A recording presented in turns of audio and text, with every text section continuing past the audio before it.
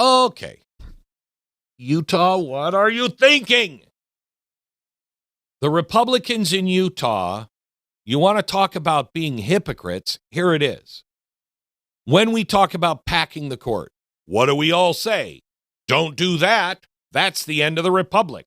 It's always the end of the republic. When somebody starts packing courts, the next people that get in, they're like, oh, well, you change that number, so I can change that number too. We're going to have 12. We're going to have 20. We're going to have 30. We're going to have 55. You see Venezuela, you see Cuba, you see any country that has ever done this, they fall into totalitarianism because they realize they can just change the referees. They'll just add more referees, and they'll add the referees they like. Utah has had a real problem because you have all these judges that are legislating from the court. That's not the job of a judge. That's not what a judge does. Utah accepted, I think it's the Missouri system or the Missouri reform. I don't know what it is. Something to do with Missouri. And what it means is they're going to get together with all of the legal experts, and the legal experts are going to say to the governor, these are the ones you should pick from. Oh, okay. No.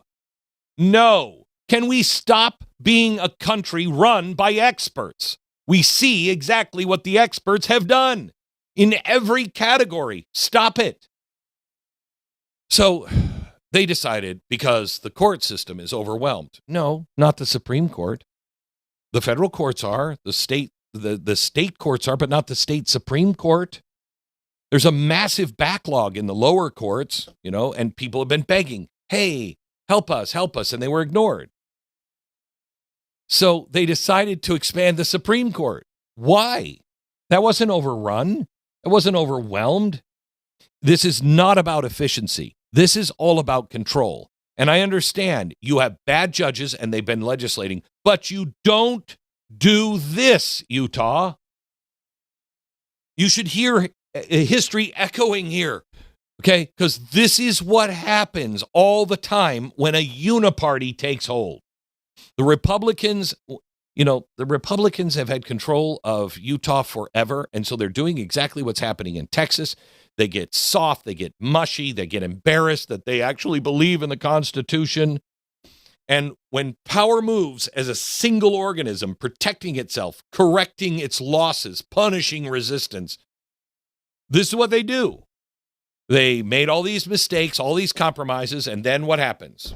After the compromises are there, they see what the result is, and they're like, I shouldn't have done that. Okay, well, let's do something even more dumb. Let's pack the Supreme Court of the state. Republicans, you don't get a pass here because Democrats would do it too. That argument damns the republic. It doesn't save it, it damns it. A legislature that expands a court after losing cases is not defending a republic. It's announcing constitutional limits only apply, unless they're inconvenient. What kind of hypocrites are running the GOP? And here's the deeper problem that nobody wants to say out loud. For decades, our universities have been captured by ideologues who openly despise the Constitution. I have a podcast coming with, what's his name? Constitutional scholar. Jonathan Turley. It's coming out this week. And he was talking, he kept ringing the bell. You don't understand what's happening in the universities, Glenn. It's Marxism, and they're all against the Constitution. They're teaching Marxism, not as theory, but as morality. And they're training our lawyers and our judges and our journalists and the bureaucrats to see the problem as something to be managed, not framework to be defended, because the framework is just not good anymore. The media, overwhelmingly drawn from the same institutions, doesn't check this drift. It sanctifies it. And in a state that was raised on the Constitution, you know better than this. Have you just grown timid? Apologizing before you even stand up, square your shoulders, and say, this is what the Constitution says. These are our founding principles. Why are you shrinking from conflict? As if defending principles is somehow impolite. It is not impolite. It is required of you to stand. A Republican cannot survive this kind of shyness. I know you're polite. I know you don't want to. I know you want to get along with everybody. You must stand or you will lose everything. You're going to become California. And then you think that state's going to last? Are you kidding me? One side is ruthless and the other side is reserved. And the ruthless always win. I know that's why we packed the court. No, you don't violate your own principles or you become everything that you despise. Utah once prided itself on being different, unusual, peculiar, grounded, constitutionally serious. You're not. Your road you're on, it's not leading you to any of that. When courts become political tools, when legislatures punish judges for rulings instead of fixing the law, when every law is answered with structural manipulation, you don't get Utah, you get California. Not all at once, not overnight, but inevitably you get it, and you're almost there. And once you cross this line, which you just crossed, there's no neutral ground left. Every future majority is going to feel justified doing exactly the same thing, only faster and only harsher.